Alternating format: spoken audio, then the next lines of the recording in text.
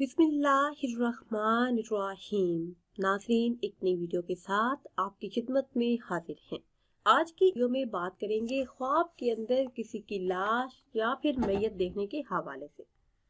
ख्वाब के अंदर किसी की लाश या फिर मैयत देखना घम पाने पर दिलालत करता है, अंदेशे में मुब्तला होने की दलील है। अगर देखे कि लाश देखी और किसी जानने वाले की है तो दलील है कि साहिब ख्वाब नेक बख्त होगा, नेक बख्ती की तरफ इशारा है। ख्वाब के अंदर किसी का निकाह होते देखना, अगर साहिब ख्वाब देखे कि किसी का निकाह देखा है, अगर बगैर शादी के देखा है तो खैर और बरकत पाने और नेकी की दलील है।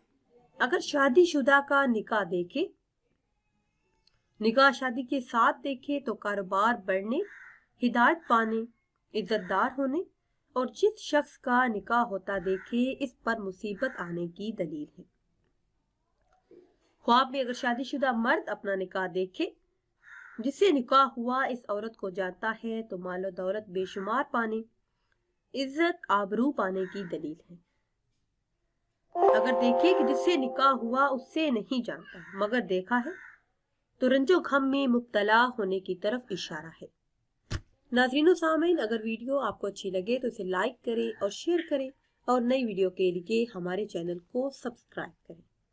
मुझे दीजिए इजाज़त। अल्लाह हाफिज।